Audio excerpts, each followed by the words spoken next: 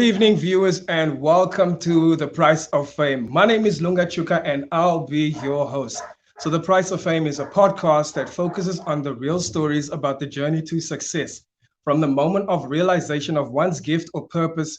And in these conversations, we aim to shed the light on the hardships, the sacrifices, and the mindsets our guests have to overcome to achieve their current position in their career.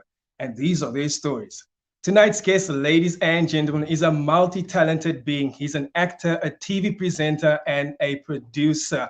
Founder of South Africa's first crowdsourcing video content creation platform called Filmit.tv, as well as a founder of Circle Model Management and founder of Cheeky Media. He's won multiple awards such as Men's Health 2003. He's a three-time SA's Sexiest Man in the You Magazine Awards and a one-time People's Magazine Awards in the best newcomer. He's also produced and hosted multiple award-winning shows, just to name a few, like Real Talk, Wingin, and the Mancave. Ladies and gentlemen, and I know most of you recognize him from Top Billing.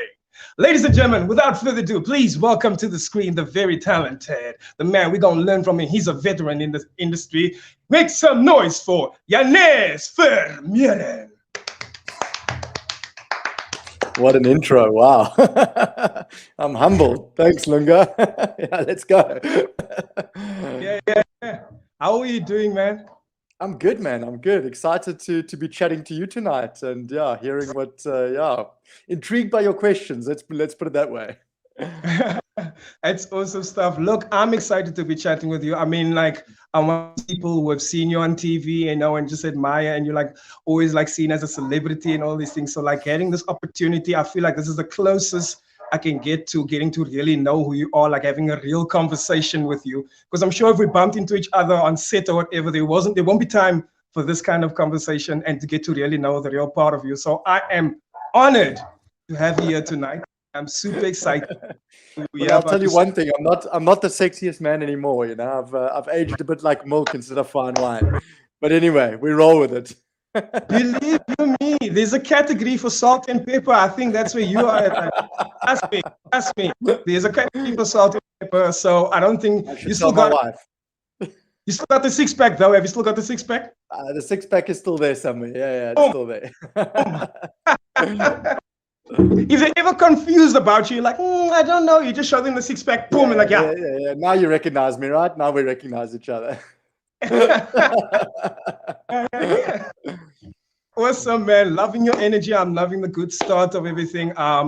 Let's get into all of these things. Listen, so to my knowledge that you basically are the behind the scenes kind of man, producing everything, creating content and creating platforms for people to do all of these things.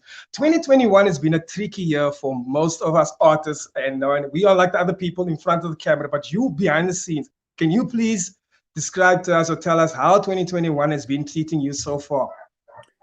It's been, let's be honest, it's been a devastating 2 years, you know, not just 2021, 2020, since the onset of COVID. It's just been such a difficult time for everyone to adapt. You know, with all the restrictions in place, so many businesses have been put under stress, and so many older ways of doing things aren't working anymore. I mean, the reality of the way we even conducting this interview is something that wouldn't have happened, 2.5 years ago. So it's been a complete disruptor to everything that we've known. And in many ways, you know, my heart bleeds for all the people that have suffered. You know, I personally have so many people in the alcohol industry and the restaurant industry, and for people like that to lose their businesses after spending a lifetime building it is absolutely devastating. For me, you know, I've taken a lot of knocks in my life, and I roll with the punches, and I've actually turned all of this kind of negative energy into something positive. You know. I'll be honest with you, despite what's going on in the world, for me personally, and I think it's also not just from a business perspective, but from how I kind of evaluate my life and what's important for me these days, 2021, I can say has probably been the best year in the past decade for me, and for numerous reasons. You know, I moved back home from Johannesburg to Cape Town to be with my family. My eldest son has been down here. All these sacrifices I made to go and do stuff in Johannesburg and hustle and build a career I've kind of reprioritized all of that. And for me, at the end of the day, business aside and my ambitions aside, my lifestyle is also important, and spending time with my family and being out in nature and being around my mom and my dad who are getting older. Those kind of things are important to me. And I've kind of done a bit of a shift in my focus towards what's important. So 2021 has been great. It's been challenging. And, from difficult times come good things, there's nothing ever grows when you kind of complacent. You've always got to be pushing the boundaries and kind of pushing yourself and challenging yourself. So that's kind of the headspace I'm in at the moment. That's so awesome. And I'm sure a lot of people can relate to that, especially with the given circumstances that we had. We were forced to go home, and we were forced to look at things that we were putting on the back seat. Is it safe to say that you have transformed more than if anyone has ever known you? For example, is it safe to say that the old Janez that we've all seen and know is gone and by, and we have a completely new version of yourself now because of the 2021 transformation? Yeah, I think not only for me, I think probably for you and probably for a lot of people. We've almost been forced into the shift, and we've been forced to relook our way of working, our businesses, our priorities. Like everything has changed, and there's a lot of stuff that's obviously been difficult and challenging, but there's also a lot of positives to take out of this. For me, in the past 2 years, I've built a new business, and I've never met a single client face to face. All of my meetings have been Teams meetings or Zooms meetings through this virtual space that we live in. And that has enabled me to spend, to focus on my business and work when I need to work, but also to go and pick up my kids at 2:00 in the afternoon if I have to from school, or to take them to school, or to go walk my dogs at a obscure time in the middle of the day, So there's a lot of positive stuff that's happened, but yes, it is a new Janez. And I think, as humans, we always have to reinvent ourselves, and complacency is our biggest enemy. But deep down in my heart, I'm still exactly the same person. Obviously, when you're young and dumb and you're going through life and you're trying to find yourself, that's the development phase. I think in the past, I'm 43 now. Since I turned about 28, 30, I knew who I was, and I knew what I wanted to do, and I had my goals and stuff like that. And now it's just about kind of redefining who you are almost, and strengthening who you are. Absolutely. Wow. Let's actually get into the beginning of where it all started and to the person that you come today. And I believe, like I said, I mentioned so many things that you've accomplished. And of course, there's so many things that I haven't mentioned also that is obviously like milestones to you and which is important to you. So please take us through that journey where it all started and how you moved on to each and every different phase or each and every level that you've leveled up to. Yeah. Well, it started, I think, I was born into an amazing family, and my mom and my dad are so dear to me. They're originally from Belgium, and my mom came here when she was about 16 or 15 years old. My dad came after he had finishing studying fine art in Belgium, and they met here, and I was born in this very open-minded, progressive family that really kind of opened my eyes and my mind to the world. I was taught so much about art and about different cultures, and I was lucky enough and privileged enough to be able to travel with my parents to Belgium and to Europe, and so that really kind of built a good base for who I became. Funnily enough, in high school, I was kind of very much under the radar. You could almost say a bit of a nerd. Like no one really kind of took any note of me, and I was very quiet and very shy, and wow. in many ways, I always had to kind of put on a brave act and put on a brave face, and everyone thinks, oh, I'm very social and I've got to be a very confident person because I'm a TV presenter and stuff like that. But actually, it's me fighting my inner demons the whole time, because that's not naturally who I am. I'm actually naturally quite an introverted person. I like to hold a small group of friends. I prefer spending time just with my family over weekends instead of socializing, and I've always been like that. And also spending a lot of alone time, me time.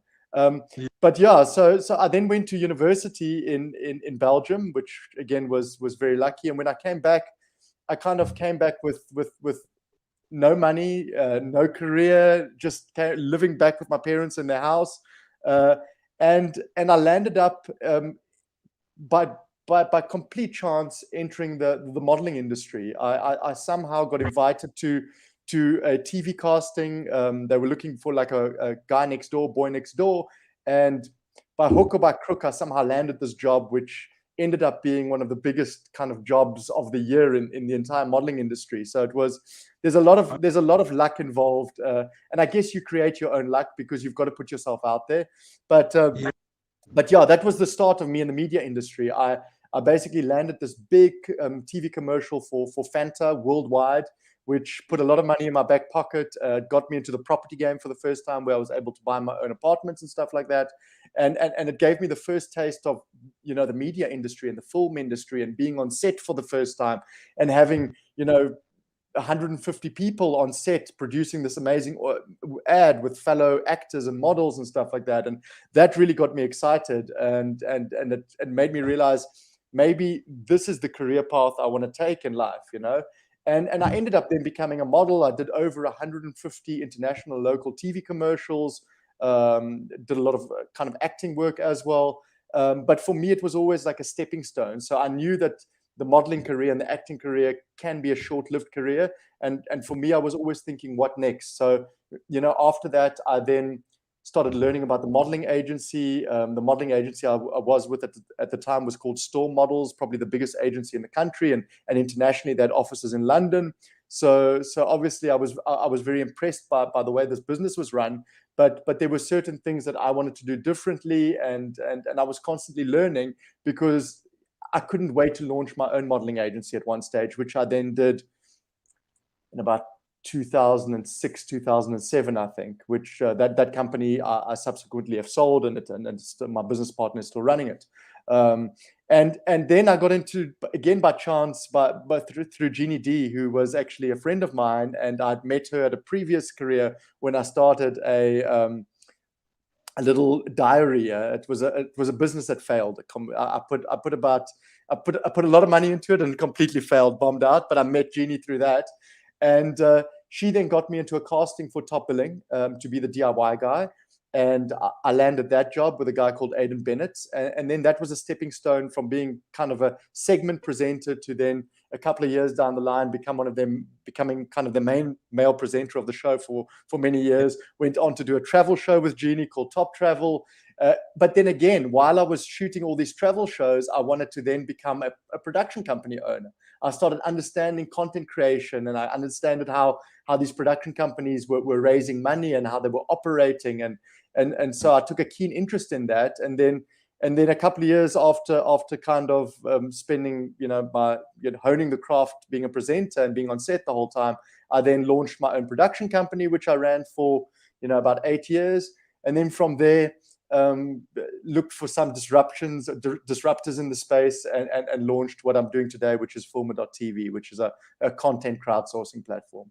So it's been a long journey of many trials and tribulations, and many failures, and a lot of rejection, and a lot of closed doors, and a lot of kind of, wondering whether I'm doing the right thing, doubting myself, a lot of self-doubt that crept in, throughout that entire journey. But what I think I did consistently well is I kept on pushing through. I've got that personality type that if you tell me I can't do something, I'm going to do it. Knock me down 9 times, I'm going to get up 10 times. And I faced rejection from the very first time that I actually entered the modeling industry. I was rejected by like 3 or 4 of the biggest modeling agencies because I was too short. I phoned a couple of them, and they said, "No, we're full. We don't want you." But in the background, I'd already actually gone to this casting and booked this commercial. So in retrospect, these agencies had actually said no to a lot of money. And then I ended up walking into Storm, and there was a guy there called Archer who immediately saw me at the door, and he's like, "Janez, I like you. I want you. Sign me up." And then I said, "By the way, I did this casting through my sister's boyfriend at the time. He was a model, and he took me to this casting, and I think they like me." And yeah, they phoned Arch a couple of days later. They put me on option. I landed the job. So that's just an example of kind of the rejection I faced in the beginning of my career, and it happened throughout my career as a TV presenter, as a production company owner, and still today. You face rejection all the time, and it's all about kind of overcoming those those negative moments and turning them into positives. That's so true. That is so true. I just wanted to comment actually on what you spoke of, the balance, where you say that like on TV you're this MC, I mean you're this presenter and you connect with so many people and you have this amazing personality and you can just spark up a conversation with anyone and you can do the job. But personally, you like your own private space, and there's nothing wrong with that because I would look at that as a healthy balance because I am the same. Like in person, people, when they meet me first in person, the impression is like, oh, you're so quiet and you're super chill or whatever. But when they see me on stage, it's like, who the hell is that? That's a completely different person. And the same thing, I can speak to anyone, I can joke, I can lighten up the mood in the room. But it's like for me, I keep it as a healthy balance, because I do need my personal time. And when I need to do that, I can put it on stage. And that's a good platform for me to be wild and full and colorful, So I think you got a healthy balance going on there, because some people do not. No, and also I've always, when you're not confident in something, and then for me it was like I need to improve that. I need to get better at that. I need to put myself in those uncomfortable situations. I'll give you an example. I think I was in junior school in like standard 3. We had a reading competition, and I remember this so vividly. We had a reading competition where we had to read in class, and I did very well in it. And then I was selected as kind of one of the top 10 readers. And then we had to read in front of, this was like in standard 3, so like reading was still very new to everyone. We had to read in front of the entire school, like in the school hall. And I remember getting the script for the first time, like on stage. You don't get any time to rehearse it. And I misread a word. It was, and I'll never forget it, it was leopard, and I pronounced it leopard. So I mispronounced it, and I didn't read it as leopard. And the entire school started laughing, and I was so humbled. And I remember getting so much anxiety. I was so frightened after that experience. And I think after that, I was so scared to speak in public, to read in public, to do all this kind of stuff. And it's a fear that I've kind of carried. You have these traumas that happen when you're a child, and it's like bad experiences that you don't really know about, but they carry on throughout your life. And that one experience triggered kind of a fire in me, because I knew that this had happened to me, but I also knew that I needed to overcome it. So, becoming a TV presenter was kind of for me like, okay, proof that I've now overcome that hurdle in life. And but I knew all along it wasn't something that came natural to me, or naturally to me. Yeah. And also like listening to your story now, like you're saying, like with everything that you've transformed to, it sounds basically like you join it, you find out what it is, and you work your way up the ladder, and then you're like, okay, goodbye. I've clocked it now. I'm done with that. Next. So like so clearly now with you being in the content creation thing, is this now the next level basically? Because I'm sure as a producer you saw like, nah, there's another level to this, and I need to move on. So you probably also that's next level now. What does 2022 got to offer? Like, and then you jump on. Yeah, well, that's exactly it. I'm also always looking. I read a lot, and I investigate stuff a lot, and I guess you could call me. I wouldn't say I'm an entrepreneur. I'm not going to call myself a successful entrepreneur, but I've tried a lot, and I've failed a lot, and I'm always. I've got this unique ability, even though I've got a lot of responsibility, because I've got 3 kids and a wife, and overheads of a big family, and having to put kids through school and university. But at the same time, I'm also willing to take that risk if I believe in something, and obviously not a risk on something I don't know anything about. So that's why when I started all these businesses, I first put in the hours. When I became a model, I spent many years on set in the modeling agencies, talking to people in the industry before I launched my own modeling agency. When I wanted to launch a production company, I'd been a TV presenter for many years. I'd been on many film sets, many TV sets, worked in the media industry for about 10 years, and then only launched kind of the modeling industry. And then the same with the production company. I'd been on set, and I'd worked on various productions, on various TV shows, and then launched a production company. And now for me, there's so much disruption happening all over the place. And with COVID, like it's just become so difficult to do business in the traditional sense that we're all used to. And therefore, like, you've got to pivot. And I know It's a word we all hear so much, and I've overheard the word, so I'll try not to use it again. But you've got to look for changes and things that work, and I'm so confident understanding the production industry so well, and having been a content producer for so many years, and having been on Film Sense ever since I booked that first modeling job, that I know there's a hunger for brands to create a lot of digital content. We're in the digital era, and the cost of content's come down dramatically. When I was doing, what's his name, Kim Geldenhuis, I once did a TVC with him, one of the first TV commercials. He's now an acclaimed director. He was with Egg Films at the time. And you've just got to, those budgets back then were like millions of rands for a TV commercial, and that doesn't really exist anymore. So that's why I realized we needed to launch a platform for all of these young production companies and talented filmmakers across the entire African continent that are capable of creating high quality, like really good locally relevant content, but at a fraction of the price that clients are generally used to.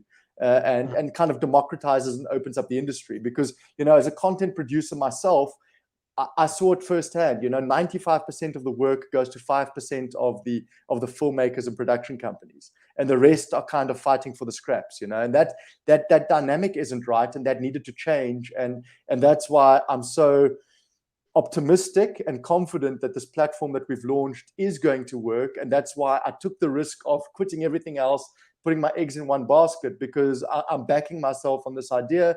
And I know that clients want high quality, locally relevant content. They want to connect with the best filmmakers and creatives in Africa. And at the same time, you've got an entire community of thousands of filmmakers and creatives and content creators that want to connect with brands and want to connect with creative agencies. So yeah, I mean, I guess to cut a long story short, I'm willing to take that step. I'm willing to take a risk. Sometimes it frightens my poor wife. We've been together for 13 years now, and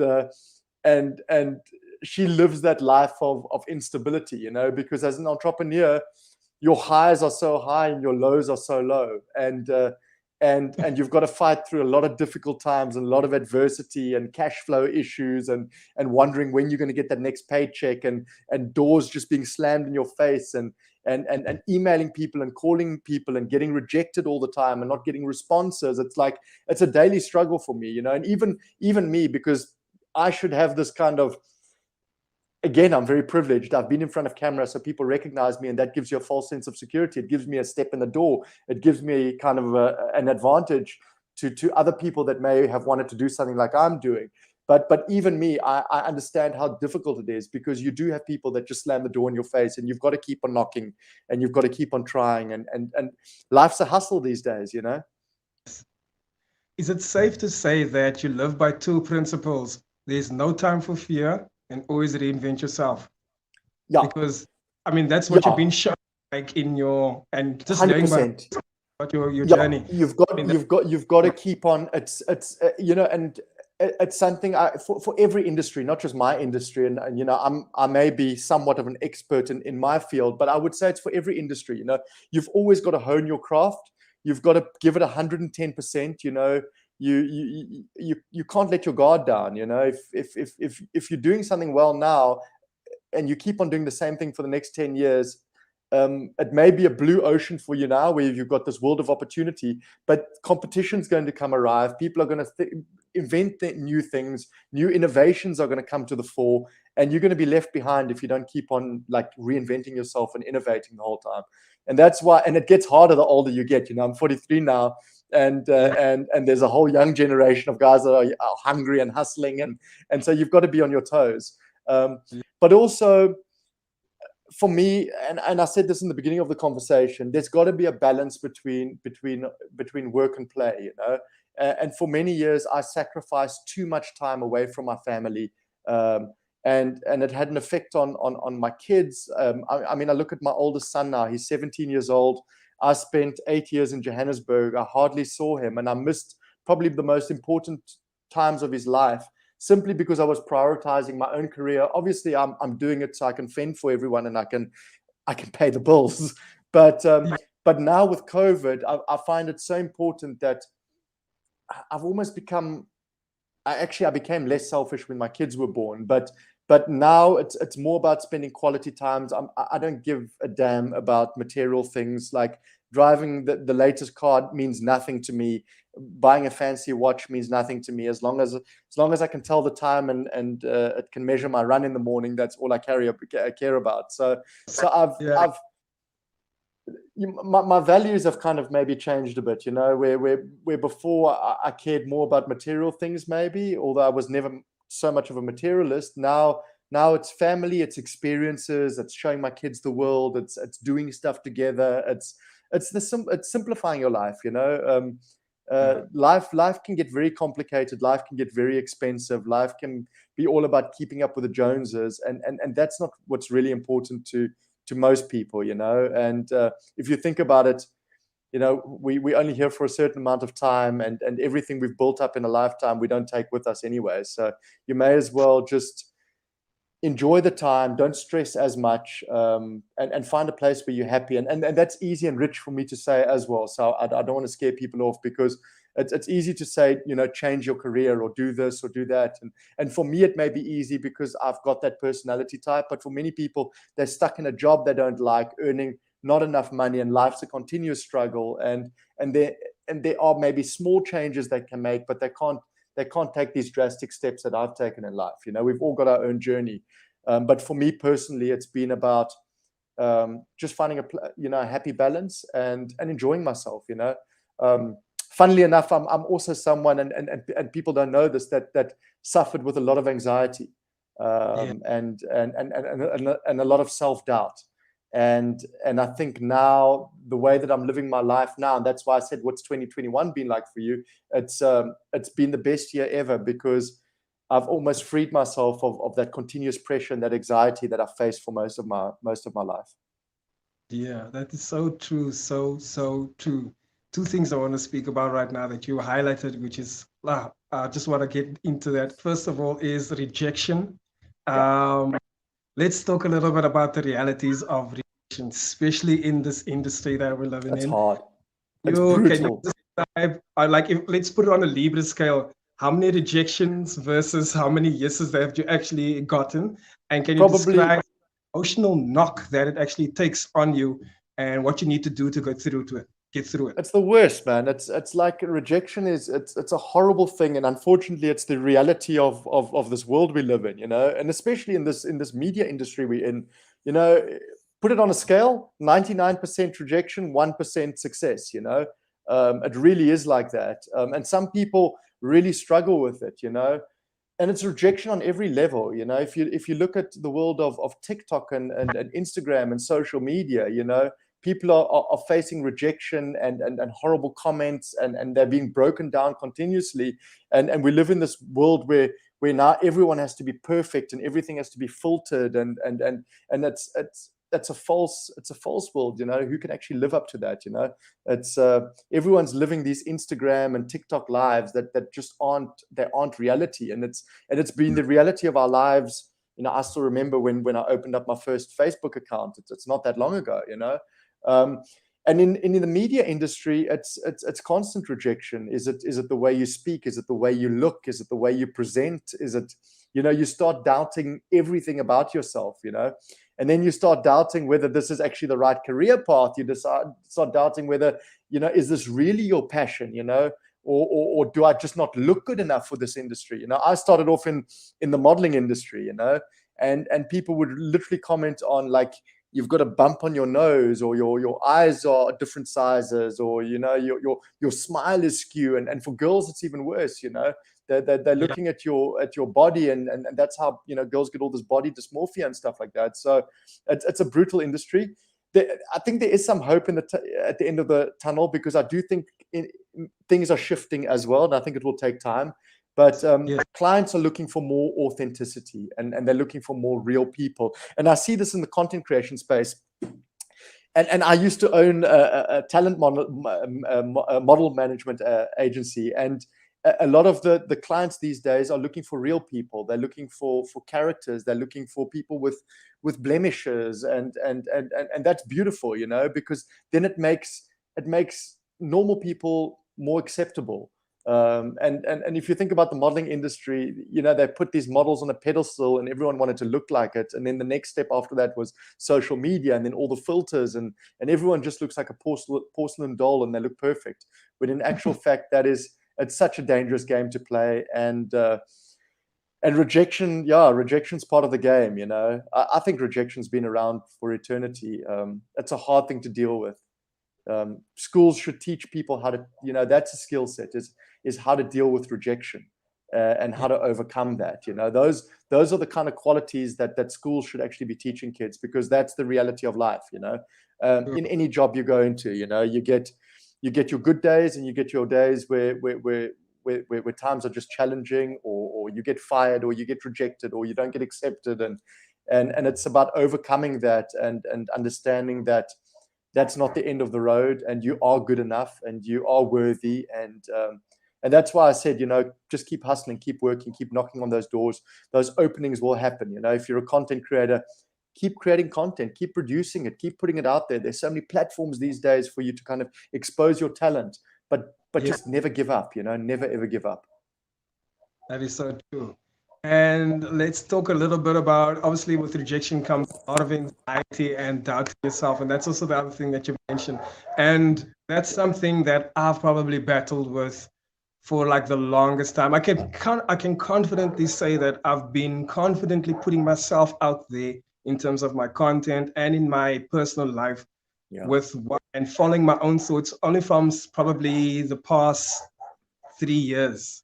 But before then, everything was, I'm doubting myself. I'm not following my intuition. You're always thinking, what are people going to think? And then the thing is, we build up all of these negative thoughts in our minds, and we just disable ourselves from doing what we truly want to do without people even without even giving them a chance to doubt us. No. We do it immediately, So that was something I had to learn about. And that was something I actually, I learned that, like you said, from a childhood trauma. I learned that it was actually a childhood trauma, and I didn't even know that I'm behaving in a certain way, because as kids we don't know how to process these emotions, so we just stack it away, and then the only way to protect ourselves is to avoid that happening again. So either you will doubt yourself, or you preempt what people are thinking and saying, because you don't want to feel that embarrassment again, like you also mentioned. And so you speak a little bit about like your anxiety that you faced and how you overcame it with also the doubting yourself. Yeah. Well, to your point, it's a lot of the self-doubt we have, I think, comes from experiences we had in the past, traumas that we've had, and not dealing with it properly, and not internalizing it and processing it, and learning how to handle it and how to overcome it. And we've all faced traumas, on many different scales. And, my trauma is just a tiny little trauma that led to something, but there's people that have extreme traumas throughout their life, and you can understand how that affects them when they don't learn, and they don't know how to manage those traumas. But anxiety is something that I've lived with my entire life. My mom has it as well, so maybe it's hereditary. I'm just naturally quite an anxious person, and I'm a worrier. I'm constantly worrying about my kids. I'm worrying about my family. I'm worrying about looking after them. I'm so worried. I mean, we've got a dangerous staircase upstairs in my house.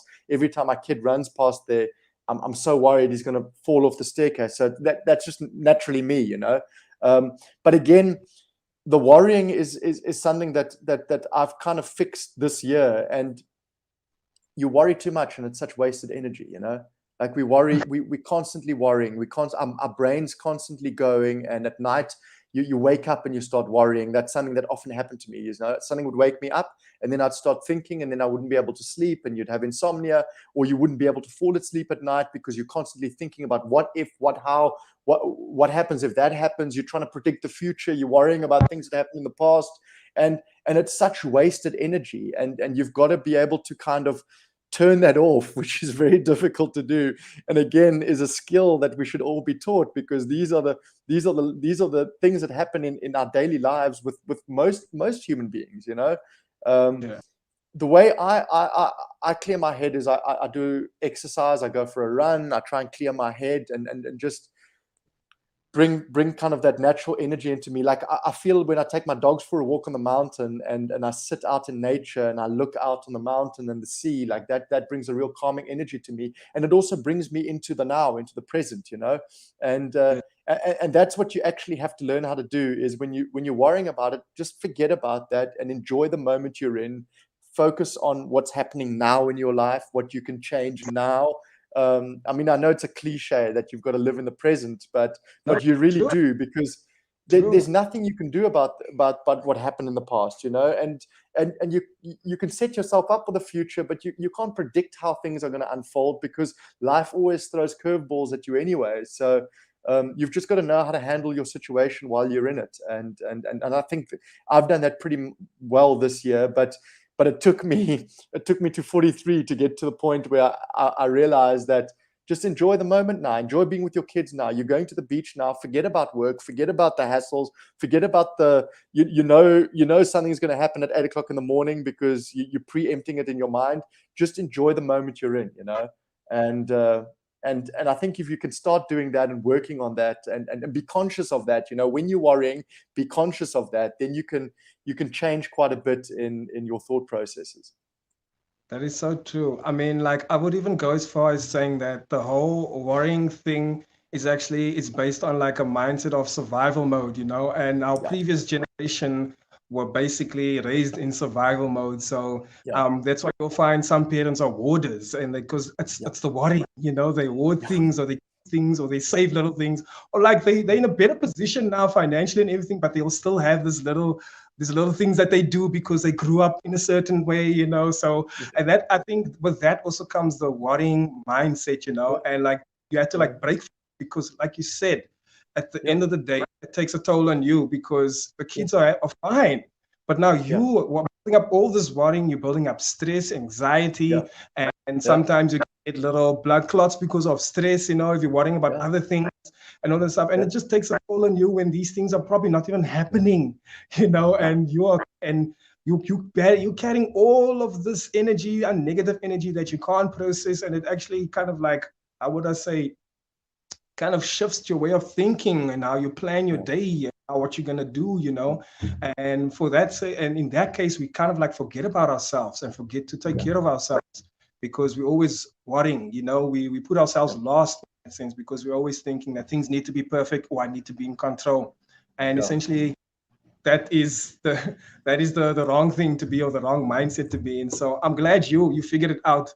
And there's a lot of people that still need to figure it out. Some people don't figure this out until they have grandkids, and they're only like, but you've got to prioritize, you know, you've got to prioritize yourself and your own health at the end of the day, you know. We've got this one life that we're living, and you've got to try and be as happy as you can. And you know, if you're associating with the wrong people, or if you're in the wrong business and it's making you unhappy 24/7, like, be brave enough to make that change.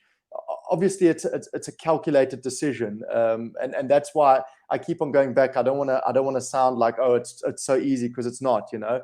But I found personally, you know, changing your career path, surrounding yourself with the right type of people, blocking out all the noise and the bad energy, do that, you know. Because if you're in a negative space and there's people that are bringing your energy down, and there's you know, you're working for a boss that is just horrible, or it's a working environment that's completely toxic, then try and make that change, you know, because you don't want to spend 10 years, you know, surrounding yourself in a toxic environment that's just depleting your energy and depleting your mood and bringing about, you know, lots of anxiety. So I think, you know, I'm preaching this now, but I think a lot of people will resonate with it and will agree with me, because a lot of people have gone through that process during these difficult times, and they've had to make those changes. And I think that's why, as difficult as COVID's been, it's also brought around a lot of positive change in everything, you know. I would agree to that, definitely. And with challenges, I mean, growing up in your community and in the household, do you find that you've had any challenges in terms of the career that you wanted to pursue, in terms of the community that you come from and the household? Can you share some of those? Yeah, I mean, like I said, I was so privileged to have such a great mom and dad and such a great foundation, which so many people don't have. I've got a mom and dad, and both of them are kind of my heroes, and I've got so much respect for them, and they're humble, beautiful human beings that I want to kind of mold my life to. And they've been a massive inspiration for me, and that's so important to have those role models in life. And that's why I have so much respect for people that come from broken homes, or haven't had parents that have cared for them, to then still overcome that and make it in life. I mean, that's such a disadvantage. I'm so lucky to have come from a strong family unit. So with regards to that, I've been set up perfectly. Yeah, would I've changed things? Probably. I guess my life is my life, so I can't say what if. But yeah, there are certain decisions I would have made. I think one of the things that still annoys me when I look at my eldest son now is how traditional our schooling system still is, and how it doesn't set you up for the career opportunities that are out there in the world at the moment. There's so many amazing career opportunities, and we're still doing the same curriculums that I was doing when I was in matric, and I just find it so one-dimensional. And that is something that I was frustrated with, because when I left matric, I had no idea what I wanted to do. It was like, do you want to become a doctor? Do you want to become a lawyer? Do you want to be this? It didn't open you up to the world of creativity and all these creative industries. And now look where we're at. Now this whole tech business, tech industry is just booming with the likes of blockchain and all these apps, and the world is just evolving so quickly. But are our kids being set up to fall into the right industries and follow kind of their passions? I don't know. Yeah. But yeah, I hope that answers your question. True, and I feel like yes, like because there's so many things that have leveled up and evolved in life. Let's just be honest, in life. And I feel like some systems and some things that some beliefs that people hold dear to, they stuck to old ways, and that doesn't allow them to evolve in certain ways, and that becomes a filter in how you view certain things or how you view yourself. So, like you said, by the time you finish, you view yourself as like, I have no idea what to go into, not knowing that it's actually a sea full of opportunities. You can dive into so many different things, but like your foundation of schooling didn't really set you up to see it that way. It set you up to just study and be in another office and then work for a boss, but not setting you up to become something, to invent something, to travel and be something else. And that you only learn once you start exploring on your own, not by a system, but on your own curiosity or your own adventures that you do. Throughout your journey, did you have any mentors that kind of like guided you, especially with you moving around to all of these different, I wouldn't say different industries, but different projects in your life or different phases in your life? Are there any mentors that you had that kind of like walked into your journey? And are you mentoring any kind of in Yeah, I some? mean, I try and mentor. I have people contacting me all the time, asking for assistance. Back in the day, asking to come on set. And I try and entertain as much as possible. There's only so much you can do. But from a mentorship perspective, and looking at people I looked up to, I've just got to think about that. Like I said, my parents were there from a family perspective. You know what it is? I looked up to people in every industry I was in, So I would look at the industry and I'd think, well, who are the market leaders? Who are the guys that are doing it right? And I'd look at them and I'd say, well, that's the benchmark. That's where I want to be, and then I want to reinvent that, So when I was in the modeling industry, like I said, I was with this big mega agency that had offices all over the world with 400 models. They were running a proper operation. And I guess those business owners were my mentors at that stage. Then going into production, I was on set with the likes of Keith Rose, who sadly passed away now, and Kim Engelbrecht, and all these amazing not Kim Engelbrecht, Kim Geldenhuis, all these amazing directors, and so those people became your heroes, and kind of the icons that you looked up to. And I'm so curious, I read books all the time. I read books about businesses. I just read the new Netflix book. I read a lot of biographies. Finished Elon Musk's book. So I'm very curious about how other entrepreneurs have done it, what their strategy was, and how they made a success of it. At the bottom line, there's a couple of rules that you have to follow. Nothing ventured, nothing gained. You've got to put yourself out there. You've got to come with something innovative, or you've got to go to market with a product that there's not many competitors, or you can do something differently. So you've got to innovate the industry, and you've just got to keep on knocking on doors and trying, and at the end of the day, there's only so much mentorship or so much information or inspiration you can get. At the end of the day, you've got to do it yourself, and you've got to be brave enough to put your feet in the water, and you've got to be brave enough to take that first step, and you have to take that risk, and you have to, you've got to follow your passion.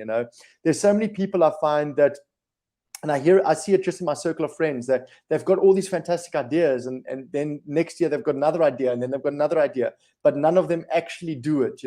It's one thing having an idea, but if you have an idea and you really believe in your idea, and you've done your research, and you feel like there's a gap in the market and there's an opportunity, then do it. Don't waste that, because someone else is going to come along and do it, and then you're going to sulk about, why didn't I do it? It was my idea. I thought about it first. So, and that's happened to me as well. There's been ideas that have been stolen from me. There's been TV shows I wanted to do and I spoke about and I mentioned to too many people, and they got produced, and these things happen. So you can't be complacent. If you've got an idea and you've got a passion, you want to start something, back yourself, believe in yourself, be ready to face a lot of rejection.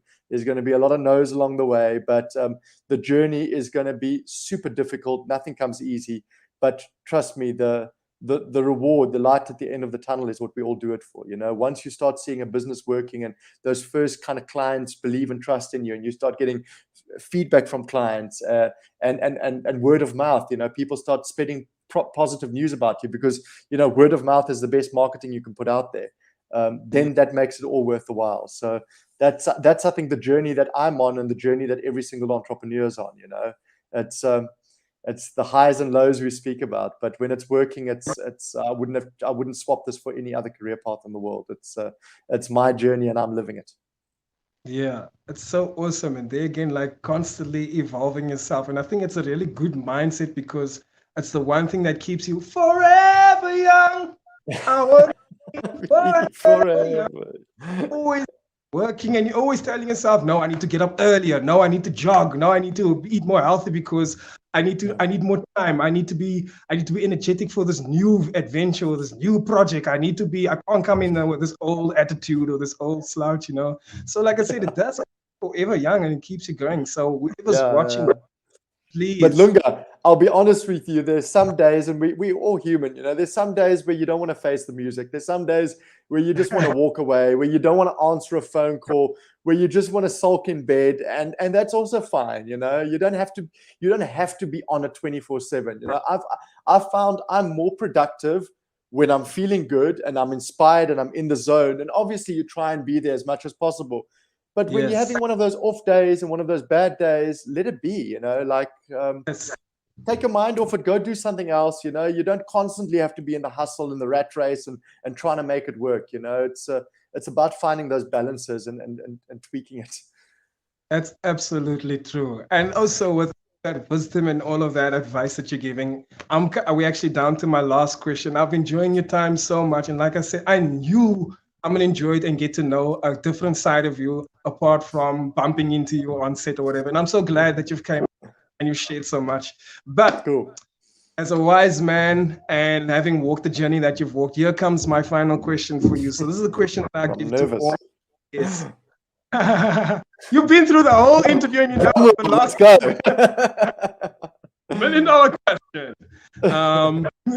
This one determines if you're a good guy. This one determines if the whole interview was a sham.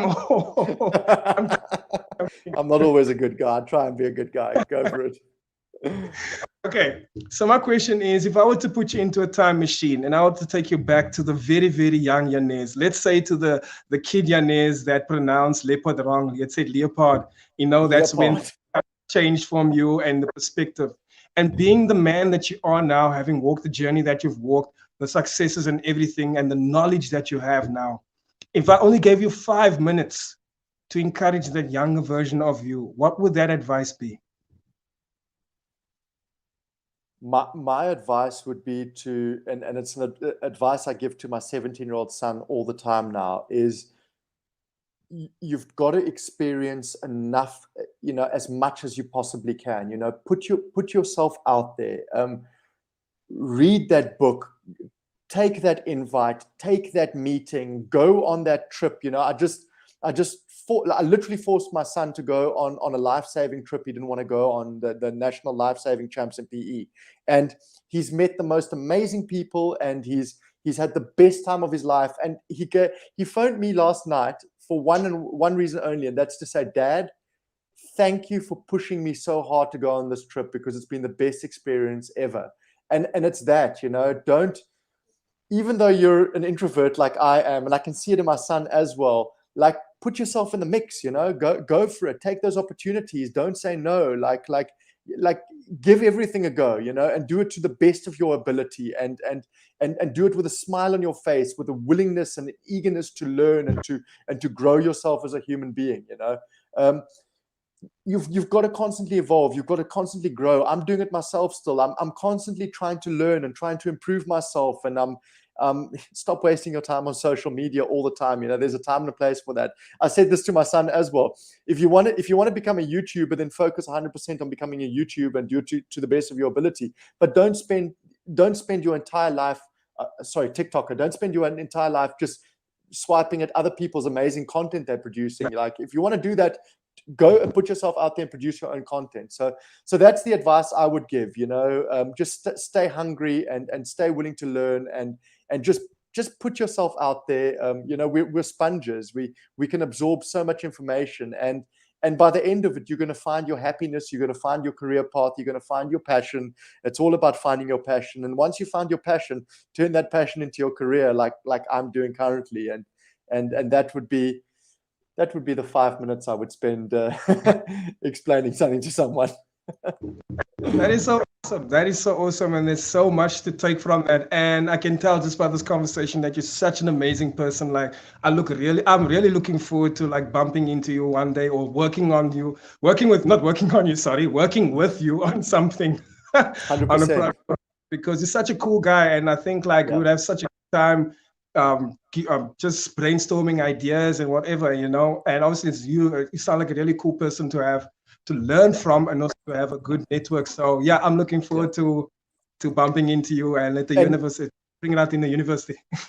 And just to speak to that, you're a creative, you're in the media industry, and we I find in South Africa, and it's probably across the continent, is we really undervalue who we are, globally. If you look at South Africans that have traveled abroad, they're the CEOs of company, they're the leaders in creative agencies across the continent. And just in my industry, when I look at the creative talent available in South Africa and across the continent, we produce the most amazing content. We've got the best music. We've got such amazing insights. Like, we are just so rich with talent, and so rich with creativity that we really are, in my opinion, we should be market leaders in the creative space, because we are that good, and with a little bit of fine tuning, with a little bit of mentorship and guidance and some quality education, there's nothing to stop anyone that comes from South Africa making it on a global stage. We are that good, and as South Africans, we need to back ourselves. We 100% have to back ourselves, and I've seen it firsthand. We've got so much rich skilled African creative talent that can really perform on a global stage. So I'm excited to see the likes of you and the many of other thousands of creators really step up and go there and build their own career paths and make it globally. Absolutely. And I think that is really the downfall of what we're facing, not enough education in terms of financial education and not enough 100%. guidance or mentorship. And I think a lot of people are sometimes even closed to guidance and mentorship. They're not asking, they're not reaching out, they just feel like I need to do this on my own, you know. I think it's still maybe that survival mentality, like they have to break away from and just be open and be like, how do you do this? I want to learn about it. I'm curious. And it's beautiful to be curious because that's how you evolve. Yeah. I got a message last week from a guy that he's got an idea for like a talent management agency, and he's like, dude, you've done it, you've been there, you've done it, you understand the process. He's like, I want nothing more than just I want to grab a coffee with you, and I just want to pick your brain for 20 minutes. Would it be possible, you know? And I said yes. You know, I don't know the guy from a bar of soap, I don't know who he is, but he just intrigued me. He's like, you know, why wouldn't I share that knowledge with him? You know, I'll give him all the advice I can, because everyone's got their own hustle and everyone's fighting their own struggles. And if you can guide them in the right direction with the knowledge that you've built up over the years, then you're making the world a better place. Yes, of course. It's a give and take. So with learning, you have to share as well. You know, it's not, your journey is not just about take and better yourself. You become that person that you once looked up to. You become that person now for someone else. So there will always be a give and take. And I love that. Janez, we've come to the end of the interview. I've had a really good time with you. I hope you enjoyed your time on the Price of Fame. Before I let you go, can you please tell us about all of your social media platforms and what you're currently busy with? Can you speak a little bit about your content creation platform, and how can we get involved with what you've created, and where can we find it? Cool. Yeah. So my content creation platform is called filmer.tv. So it's FILMER.tv. You just go on and type that in, and you'll access it.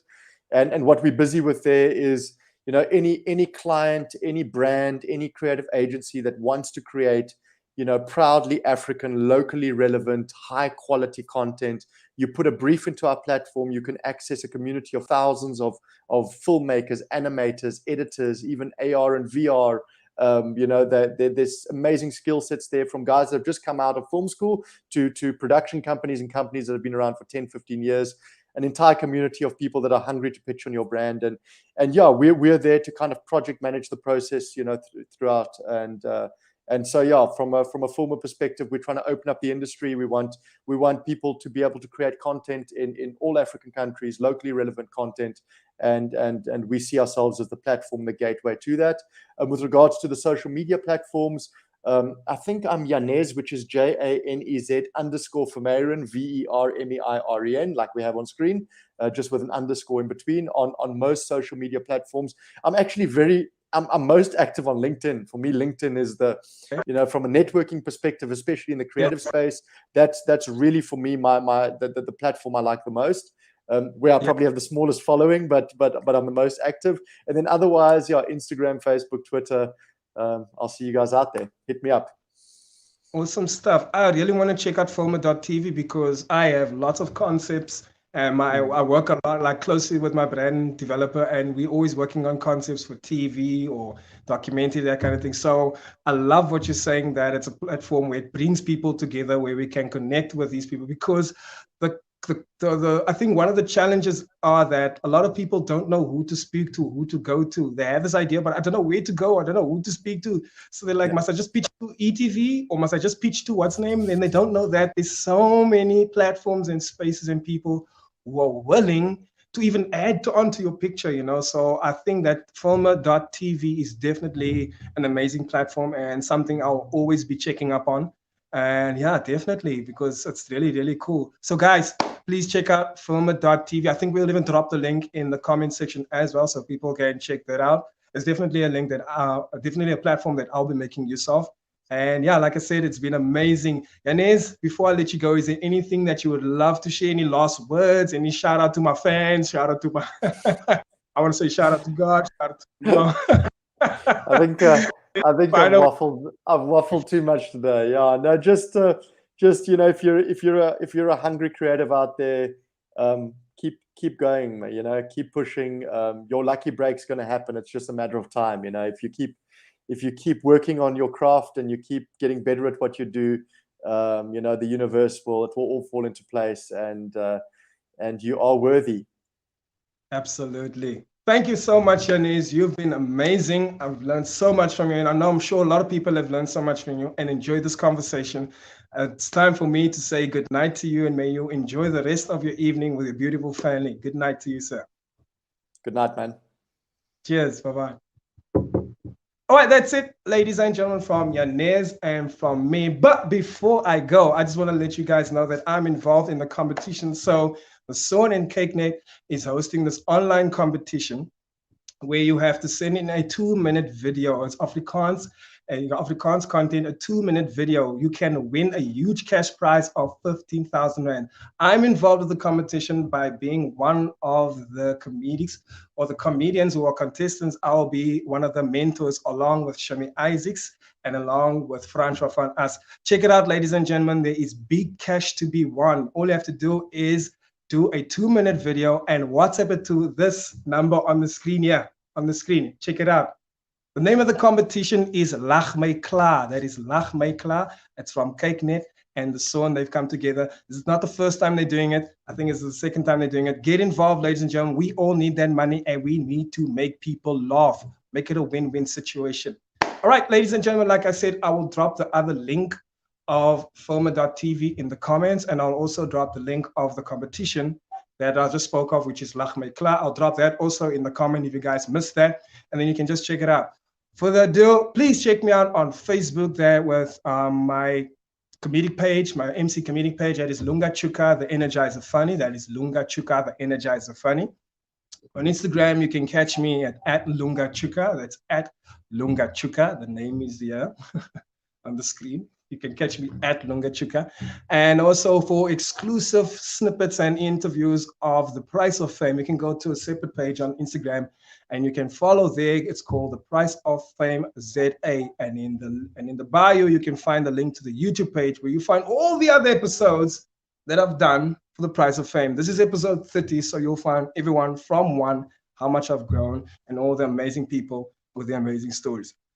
Ladies and gentlemen, I think I have spoken enough to you guys tonight. You can go now and enjoy the rest of your evening. That's what I will be doing. My name is Lunga Chuka.